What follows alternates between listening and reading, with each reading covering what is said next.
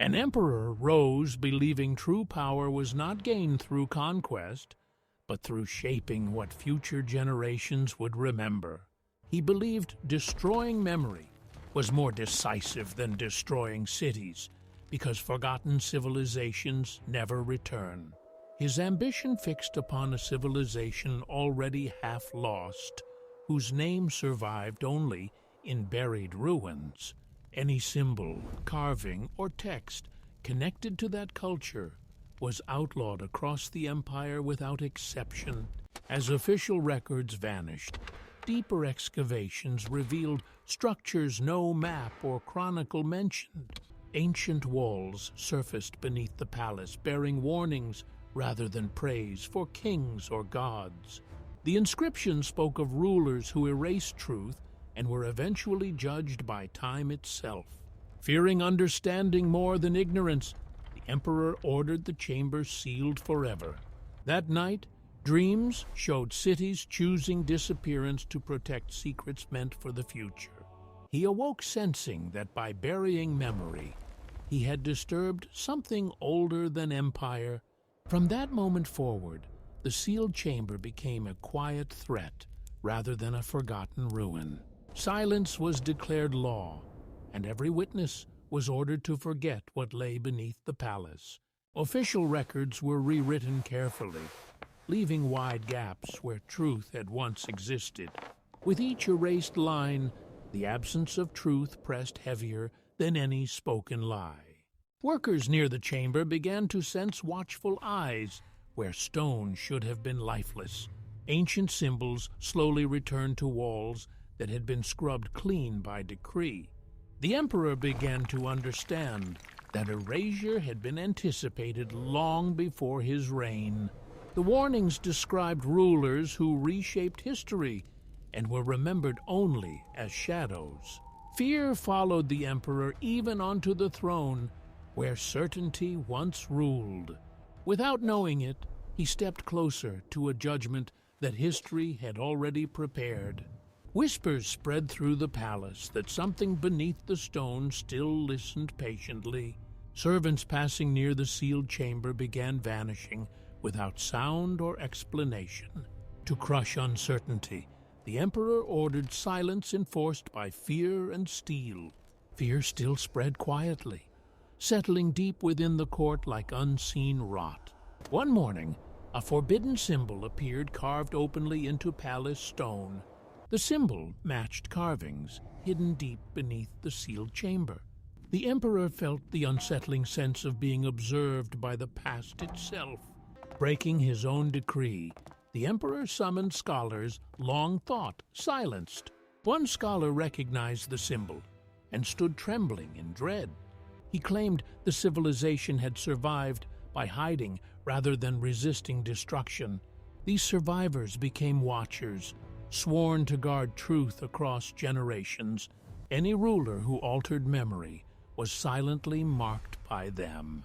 The scholar was removed, and his knowledge vanished with him.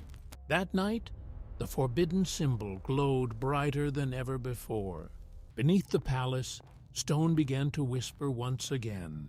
Each lie spoken above weakened the ancient seal below. The past began counting truth and betrayal without mercy. The emperor stood unknowingly at the center of that silent count. History itself had turned its attention toward him. From that moment, history refused to look away. The sealed chamber resisted every tool brought against it, as if stone itself refused command. Only the ancient carvings responded, pulsing faintly when approached with false intent. The emperor ordered copies made, believing imitation could tame what resisted authority. The copied symbols cracked apart, rejecting hands that did not understand them. The originals remained unchanged, silent and perfect beneath layers of time. Scholars whispered that guardians had been carved into the walls long ago. These watchers were shaped not to fight, but to remember without mercy. Their purpose was memory, preserved beyond kings, wars, and empires. Lies shifted the balance, while truth settled heavier with every passing year. Judgment began subtly, long before anyone noticed its arrival. Records across the empire faded, as if time itself corrected them. Names vanished from monuments, leaving only shapes where pride once stood. Beneath the erasures, older truths quietly returned to the surface. The emperor ordered false records burned, hoping fire could halt correction. Fire failed, as forgotten truths returned without permission or praise. The watchers awakened fully, emerging halfway from the stone. They did not speak, yet judgment spread through the halls. Empires were revealed to depend on memory more than armies. Memory turned inward, reshaping the watcher's gaze toward him. The silent trial began, and nothing could halt its counting. The chamber closed itself fully, sealing sound, air, and certainty away together. Silence thickened until even falling dust appeared, suspended in waiting. Thoughts slowed as memory itself seemed to examine the emperor closely. The watchers observed quietly, neither hostile nor forgiving. Memories once erased returned, forming the only evidence permitted. Each altered truth added weight to the chamber's silent judgment. Authority failed him, leaving only memory to answer in its place. Titles and victories crumbled, losing meaning beneath watchful stone. Only truth remained solid enough to endure the watcher's gaze. Silence delivered its first judgment without word or gesture. The emperor was spared erasure, but stripped of command over memory. His punishment became remembrance without influence or escape. Every erased history unfolded before him in relentless clarity. Time resumed slowly, burdened by truths long denied. The chamber opened, leaving no sign the trial had occurred. The watchers returned to stone, leaving memory behind as witness.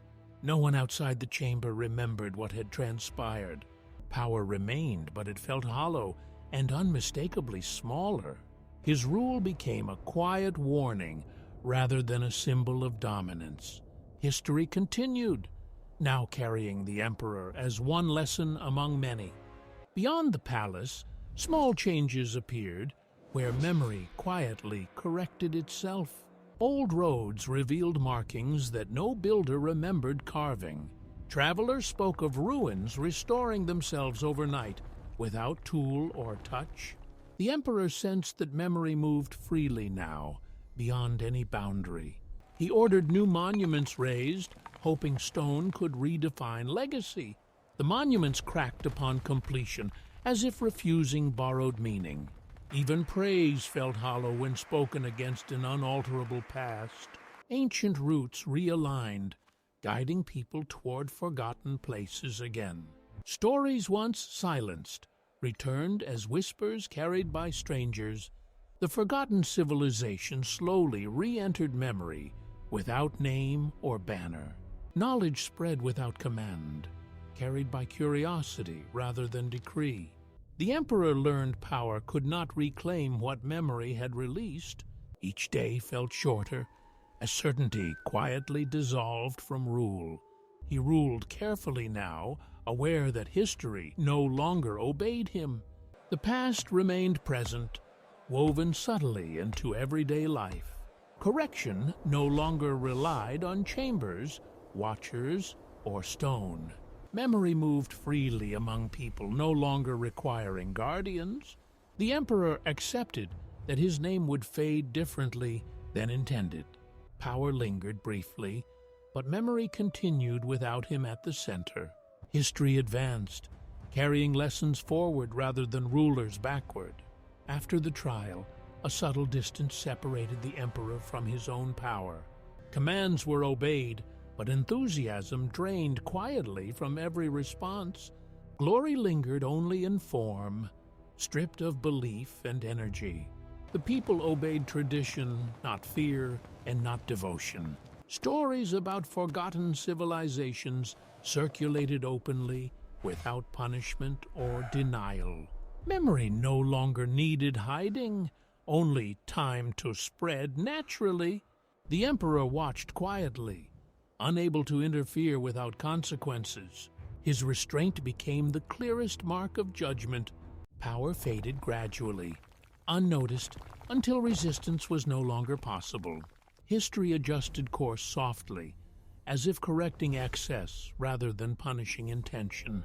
The empire endured, but no longer revolved around one will.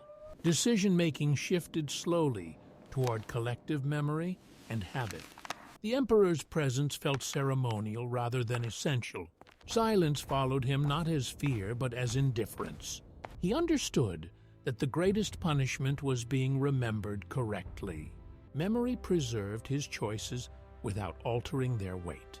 Time advanced without urgency. Confident correction was complete. Authority reshaped itself into stewardship rather than command. The empire learned to exist without rewriting its own reflections. Stability returned, leaving lessons intact where power once dominated. Far from the palace, memory began living among ordinary hands and voices. Songs formed quietly, carrying fragments of histories never officially written. Markets echoed with unfamiliar symbols that felt strangely old and familiar. Children traced patterns in dust that mirrored carvings buried deep underground. Memory flowed without guardians, strengthened by simple repetition and trust. The past adapted, reshaping itself gently within daily rhythms. No single voice owned the story now, and none could silence it. The emperor felt history slipping beyond reach without resistance or anger. Influence dissolved quietly, leaving structure but removing control. Memory strengthened as authority weakened, balancing the empire inwardly. The people became living archives through habit rather than instruction. Truth survived through usage instead of protection. Memory moved forward naturally, leaving no room for reversal. The emperor accepted distance as the final shape of his authority. History no longer bent for any single figure. The forgotten civilization persisted through quiet continuity. Nothing announced its return, yet it could no longer be erased. Memory completed its escape from walls, chambers, and thrones. The emperor no longer stood at the story's center. History advanced freely, carried by many, rather than ruled by one. Without ceremony, remnants of the forgotten civilization blended into everyday life. Tools adopted unfamiliar designs that proved stronger and longer lasting. Architecture shifted subtly, favoring balance over display and excess. Travelers noticed routes correcting themselves toward forgotten centers of trade. Knowledge passed quietly through demonstration rather than instruction or decree. Symbols once buried appeared carved into common objects without explanation. No authority claimed ownership of these changes, and none needed to. The past corrected habits instead of confronting rulers. Memory grew resilient once freed from command and preservation. The forgotten civilization effectively returned without reclaiming its name. People accepted the changes because they improved survival rather than pride. Resistance faded as usefulness replaced identity. The empire adapted without recognizing what it had inherited. Old wisdom stabilized systems long strained by ambition. Prosperity arrived quietly without banners or announcements. The emperor observed improvement without claiming credit. History recorded outcomes instead of intentions. Memory became invisible, inseparable from progress itself. The past no longer needed protection once fully integrated. Correction concluded not with revelation, but with stability restored.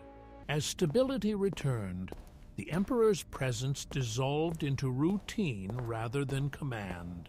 Decisions were made without him, guided by memory and shared habit. Authority still existed, but it no longer shaped the future alone. The emperor noticed his absence mattered less than he expected. Chronicles shortened his reign into dates rather than deeds.